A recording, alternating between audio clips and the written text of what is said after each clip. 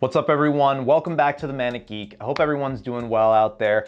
Today's video is going to be surrounding several weeks worth of fan testing that I've done to see which of the 5 fans that are present here today are the best Radiator fans to use on an all-in-one. Now, to standardize all the testing and to introduce a control for it, I went ahead and used this guy right here. This is the Raijintek EOS 240 RBW. It's a 240mm all-in-one, comes in at around $80 or so. And while this video is not going to be a firm review of this particular all-in-one, I will say that it's got a really convenient and easy to use mounting system. It has Teflon tubing, which reduces the possibility of permeation in the tubes over a longer period of time.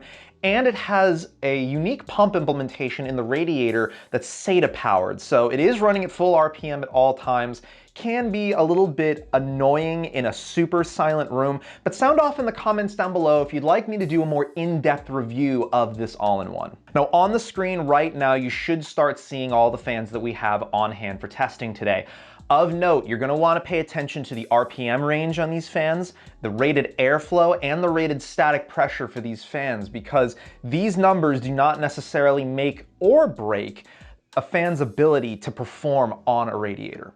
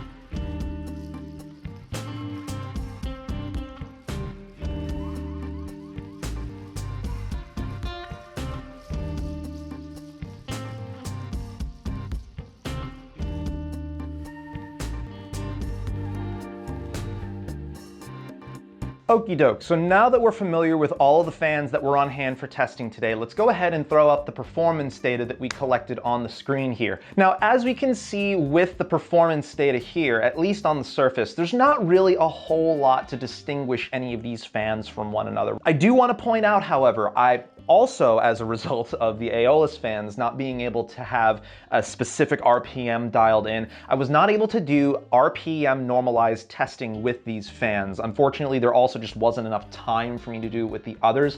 But sound off in the comments below if that's the kind of testing data you'd like to see moving forward, because if I can parse things down and get you the information you want to see as a consumer, I will absolutely see what I can do there. Now, another thing to note is the listed RPM and ambient temperatures for each of the tests that was done.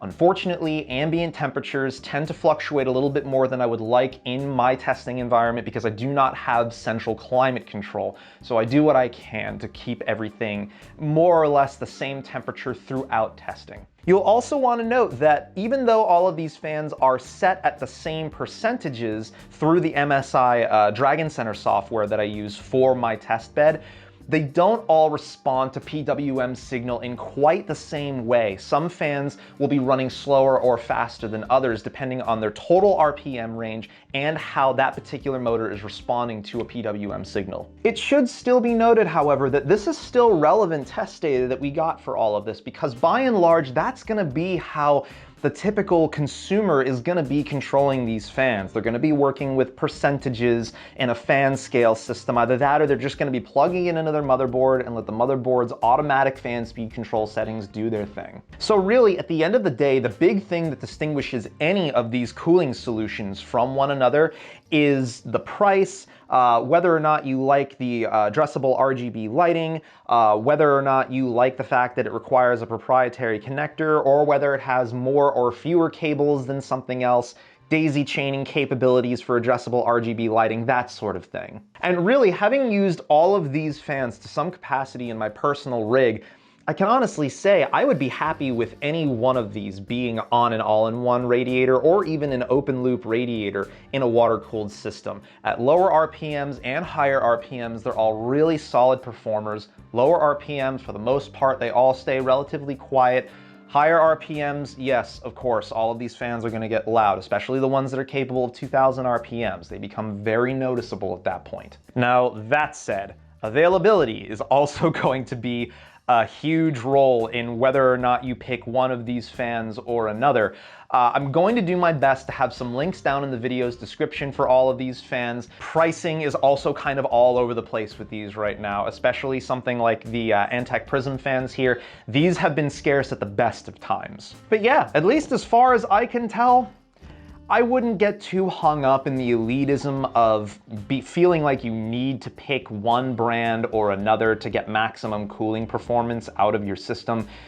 At most, we're talking about maybe a 1 to 2 degrees C delta between fans as far as peak performance at a given RPM. And realistically, at that point, if you're getting that nitpicky over the temperatures you need to maintain, maybe you need to scale back on any overclocking that you're doing, or maybe there's something going on with your case environment that's limiting your cooling in ways other than what a fan would be able to overcome on its own. Anyway, that's gonna wrap it up for this one. I'm honestly really glad to see that all of these fans performed exceptionally well on the standardized all-in-one testing. Huge thank you to Antec, Fractal Design, and Gamdias for providing these fans for testing today. I really enjoyed working with all of these, and yeah, again, basically whichever one of these fans you like the most for your personal rig, you can feel confident knowing that you made a good purchase. Anyway, that's gonna wrap it up for this one today. Make sure you toss the video a thumbs up if you liked what you saw. Click that subscribe button and the bell icon so you're notified every time I upload new content for you every Monday, and I'll catch you all next time. So take it easy.